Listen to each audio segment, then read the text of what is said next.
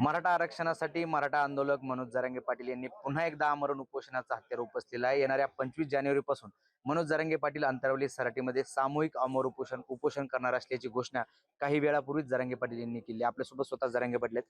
पाटील, या अगोदर जवळपास 6 उपोषण आमरण उपोषण याच अंतरवली सराटीमध्ये झाले. त्याच मागणीसाठी पुन्हा एकदा 7व्यांदा तुम्ही आमरण उपोषण करताय 25 पासून. हो, 25 जानेवारीला आमरण उपोषण आम्ही सुरू करतोय पुन्हा.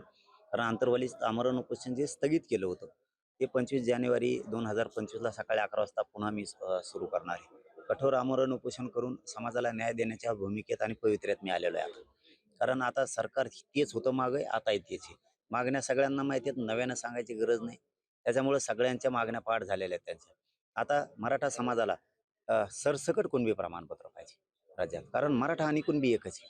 शेतकरी राज्यातला, या राज्यातला मराठा समाज हा शेतकरी, म्हणजेच पूर्वी कुणबी शब्द होता, त्याला सुधारित शब्द शेती आलेला आहे. म्हणजे आम्ही सगळे शेतकरी आहेत मराठी, म्हणजे सगळे कुणबी. तो अध्यादेश आम्हाला पाहिजे, अंमलबजावणी पाहिजे की सरसकट मराठ्यांना कुणबी प्रमाणपत्र देण्याचा. हैदराबादच्या गॅजेटचं, सातारा संस्थान, बॉम्बे गव्हर्नमेंटचं, औंध संस्थांमध्ये खूप पुरावे, हे सगळे गॅजेट आम्हाला तातडीनं आता लागू पाहिजे. सगळ्या स्वाऱ्याच्या अंमलबजावणीला 26 जानेवारीला 1 वर्ष पूर्ण होते अध्यादेशाला. परंतु आणखीनही त्या अधिसूचनेचं त्यांनी अंमलबजावणी केलेली नाही, तीही आम्हाला पाहिजे. सगळ्या केसेस मागे घेऊ म्हणले होते, त्याही आणखीन घेतलेले नाहीत. शिंदे साहेबांच्या समितीनं गठीत केलंय, त्या नोंदी शोधायचं काम सगळं बंद पडलंय. प्रमाणपत्र देण्याचं काम बंद पडलंय. कक्ष स्थापन केले होते, तेही बंद केले. व्हॅलिडिटी देणं बंद केलं. आमचं देशी देऊन ईडब्ल्यू आरक्षण घातलं, तेही आम्हाला पाहिजे. या ज्या एकूण सगळ्या आमच्या मागण्या आहेत. मराठा आरक्षणासाठी बलिदान केलेल्या कुटुंबाचे निधी जाणून बुजून दिला नाही आणखीन. त्यांना सरकारी नोकऱ्या देऊ म्हणलं, आणखीन दिलं नाही. मग तुम्ही किती दिवस मराठ्यांच्या जीवनाशी खेळणार आहे? शेवटी आम्हाला बी काय अंत आहे का नाही आमच्या सहनशीलतेचा? आम्हाला काही मर्यादा आहेत का नाही? त्यामुळे आता नाही, आता हे खूप सहनशीलतेचा पलीकडे गेलेला विषय. परंतु सरकार जरी मागं तेच होतं, पुन्हा तेच असलं, तरी पण त्यांना वेळ देणं गरजेचं होतं. कारण ते नव्यानं आलेत आता. त्यांना वेळ पाहिजे म्हणून डिसेंबर, जानेवारी 2 महिन्याचा वेळ दिला. 2 महिन्याच्या आत तसं तर या अधिवेशनात पूर्ण विषय त्यांनी मार्गी काढले पाहिजे. ही आमची मूळ मागणी, की तुम्ही पूर्ण मागण्या आमच्या अधिवेशनातच काढा. 25 जानेवारीच्या आत पुन्हा त्यांनी नाही दिलं, तर या राज्यातला मराठा समाज पुन्हा एकत्र येणार. इथं उपोषण होणार, सामूहिक उपोषण होणार. पण सामूहिकला थोडं आता मीच मागं घेतलंय, की पोरांना नाही सहन होत काय, बिना जेवणा सहन होत नाही. त्यानंतर चर्चा केल्यावर लक्षात आलं. पण ज्यांना मनाने बसायचं ते बसा.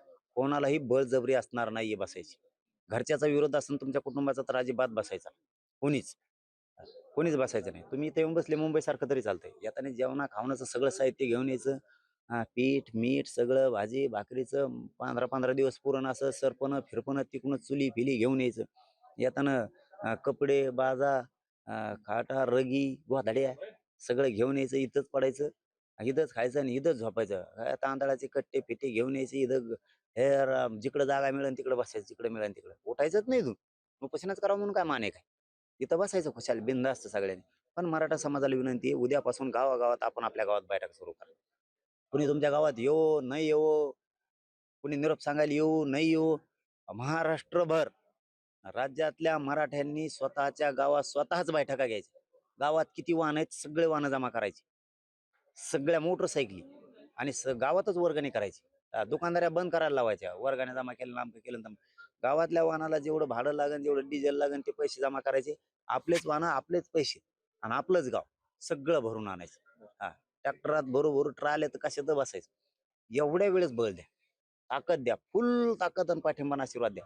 पण 25 तारखेला मात्र साम टीव्हीच्या माध्यमातून जाहीर जोडून मराठ्यांना सांगतो, तुम्ही एक दिवस काम बुडवल्यामुळे जर माझ्या करोडो गोरगरीब मराठ्यांच्या लेकराचं कल्याण होणार असलं ना, एकाने पण घरी राहू नका. कुटुंब सगळ्यांनी या. नोकऱ्याला त्या दिवशी रजा द्या 2-2, 3-3 दिवसाच्या. सगळ्या अंतरवालीकडे 24 जानेवारीला फुल होणार आहे इकडे. पाटील, 25 जानेवारीला नेमकी सामूहिक आमरण उपोषण होणार आहे की तुम्ही एकटेच अंतरवली सराटीत उपोषणाला बसणार आहात? मी 100% बसणार, त्याच्यात काय मत दुमत नाही. पण सामूहिक पण होणार, कारण काय पोरं बसणार आहेत, काय नाही बसणार, पण काय बसणार आहे. पण बंधन कोणावर नाही, बळजबरी नाही. ते जर बसले, आमचं लय मोठं प्लॅनिंग होती उपोषणाची, पण ते तब्येत खराब होईल, त्यांना नाही सहन व्हायचं. आणि ज्यांना सहन होतं ना, उपोषणाला बसणाऱ्यांना नाही सांगतो, साम टीव्हीच्या माध्यमातून जाहीर सांगतो, जेवर सहन होतं तवरच बस. मी आहे, मी खंबीर आहे समाजाला द्यायला. मी खंबीर आहे. तुम्ही फक्त नुसते येऊन बी बसली इथं तरी लय झालं. फक्त 25 जानेवारी मात्र मराठा समाजाला लक्षात एक बी माणूस घरी नाही पाहिजे महाराष्ट्रातलं एक. पण म्हणतात तिकडे लय गर्दी नको, गर्दीच करायची. जेवढी गर्दी होईल तेवढं सरकार लवकर आरक्षण देईल. हा, तुम्ही फक्त एकदा तुफान ताकते ना राज्यातल्या मराठी या, सरकार कसं देत नाही ना बघतोच त्यांच्याकडे मी बी. तुम्ही टेन्शन नका घेऊ. फक्त तुम्ही एक दिवस सगळेजण येण्याचं काम करा. सहकुटुंब पुरं गावच. गावात माणूसच नाही राहिलं पाहिजे, नुसते कुत्रे राहिले पाहिजे गावात. पाटील, मनोज जरांगेंना अंगावर घेतलं, त्याचं महायुतीनं बक्षीस दिलं असं म्हणत छगन भुजबळ यांनी नाराजी व्यक्त केली. खरं तर आता नवीन सरकार अस्तित्वात आलंय आणि ओबीसी नेते ज्यांना म्हणलं जातं छगन भुजबळ, त्यांना मंत्रिमंडळात यावेळी स्थान देण्यात आलेलं नाही. तुम्हाला विरोध केला म्हणून त्यांना मंत्रिमंडळात घेतलं नाही असं काही आहे का? त्यामध्ये त्याचं नका विचार जाऊ हे तर बधीर जाऊन सगळ्या दुनियाचं ती पागल गाठीचं काय खरं होते त्याला मिळालं की बाकीचे काय ओबीसीत नाहीत का?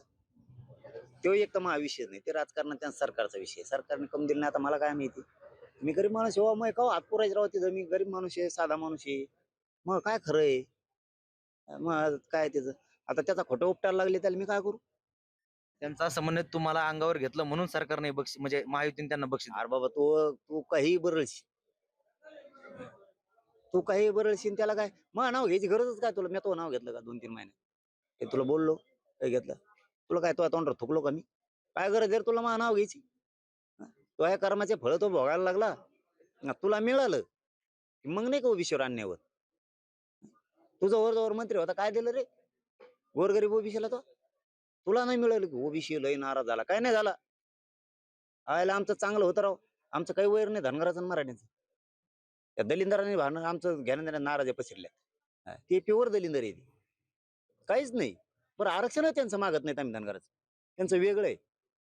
याला आम्ही दोघं जरी एक झालोत ना तर राज्यात सत्ता पालटात आरक्षण सुद्धा मिळतील. हे दलिंदरांनी याच्या स्वार्थासाठी राजकारणी येऊ, याचा राजकीय फायद्यासाठी यांनी गोरगरीब ओबीसी आणि मराठ्यात नाराज्या पसरल्या. मेन तेवे मराठ्यांचा आरक्षणाचा मारेकरी पण तेवे आणि मराठ्यात आणि ओबीसीत नाराजी पसरणारा बी मेन त्योच आहे. त्याला दिलं नाही आणि ते आमच्यावर ढकली दे. ते सरकारचा प्रश्न आहे, ते आमचा प्रश्न नाही. तू घे नको घेऊ, तिकडं तू कुंकड होय, तिकडं पाकिस्तानचा अध्यक्ष होय, नाही तर ओबामाच्या जागेवर जा, ट्रम्पचा अध्यक्ष होय. काय घेणं आहे मला? नाही तर तू वडगा आणि मासे धर समुद्रात. मग काय गुतलंय तू आवाज? तो नाव तरी घेतो का मी? लोकांचं आणि बाकीचे त्याचे काय पोटदुखी माहिती आहे का तुम्हाला? त्याचे हे असावा असे अंदाज आहे. हे बाकीचे लय मोठे झालेत ना ओबीसीचे मंत्री, त्याची ती पोटदुखी असं त्याला सहन नाही होत. लय जळक जाऊ नये ती त्याला सहन नाही होत. लोकांचे लेकर मंत्री झाले त्याला पाहिजे सगळं. आता गड्डा खायला लागू सगळं एकट्याला लागत त्याला. हे बाकीचे नाही का ओबीसीचे हे कामं करतील ना? का तू असले रोतले काम होते तू असे? प्रत्येकाचं दारात रेल्वेचे रुळ चालून ठेवले तो ओबीसीच्या प्रत्येकाच्या. जागेवर सगळं असं त्यांना सोन्याचेच घर बांधून दिले तो. गोरगरीब मायक्रो ओबीसी तर पुरा मेला तो आहे मूळ. सगळे ओबीसी गोत्यात आणलेत त्यांनी आणि सांगत आणि जे देतं ना त्याच्यावरच खडे फुडीत आहे. आता बदले चांगले होता त्याचा पक्षाचा अध्यक्ष, आता लय वाईट झाला. हे पक्ष मोड्या आहे. पक्ष मोड्या याला नाही दिलं की पक्ष मोडीत ती शिवसेना मोडीली. त्या ठाकरे साहेबांनी एवढं मोठं केलं त्याला, बाळासाहेबांनी त्यांचा कार्यक्रम लावला येईल इतकं दलिंदर येते. घर मोड्या आहे तो, घर मोड्या, घर मोड्या आहे तो. त्यांनी ते दुसरी शरद पवारची राष्ट्रवादी मोडीली, आता या अजित पवारची मोडील आणि भाजप मोडीन. ते सगळं गोत्यात भाजपला आणतात. देवेंद्र फडणवीसला गोत्यातच आणणार ते. आता ओबीसी उठवीन त्याच्या विरोधात. हे इतकं दलिंदर आहे ते. फडणवीसच्या विरोधात ओबीसी उठीन आता आणि कुंकड आंदोलन करायला हवी. ते बी ना मध्ये फेकून देते काय का देईन ते बस जेलात जाऊन मग मर तिकडे कवर गप राहायचं. काय एखाद बार नाही मिळत काय होतं? मिळालं कोणातरी लेकराला ओबीसीच्या आनंद व्यक्त करायचा त्याच्यातच. यालाच पाहिजे सगळं. आणि ते मग काही संबंध नाही त्याचा. जाऊन तिकडे मी गरीब माणूस आहे, मग हात पुरत वैत केला त्याचं पद घालायला त्याला. मी गरीब माणूस आहे, चाललंय मग आपलं. दादा 25 जानेवारीपर्यंत तुम्ही नवीन सरकारला वेळ दिलेला आहे. शेवटचं तुम्हाला वाटतं का सरकार तुमच्या मागण्या मान्य करेल या काही दिवसामध्ये? सरकारला मागचे तेच होतं, आता तेच आहे. त्यांना मागाई संधी दिली होती आता बांधली. 25 जानेवारी अंगावर घेऊ नये, मला बाकी काय माहित. 25 जानेवारी सरकारने अंगावर घेऊ नये.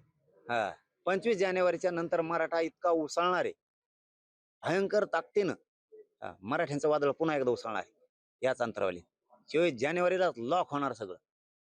घराघरातले मराठी इकडं आशीर्वाद बळ पाठबळ द्यायला येणार आहेत 25 जानेवारीला. तुफान मराठी 25 जानेवारीला अंतरावली येणार आहे. संयम सुटून देऊ नका मराठ्यांचा. तुम्ही मराठी अंगावर घ्यायचे आणि प्रत्येक वेळेस मराठ्यांशीच बेमानी करायची.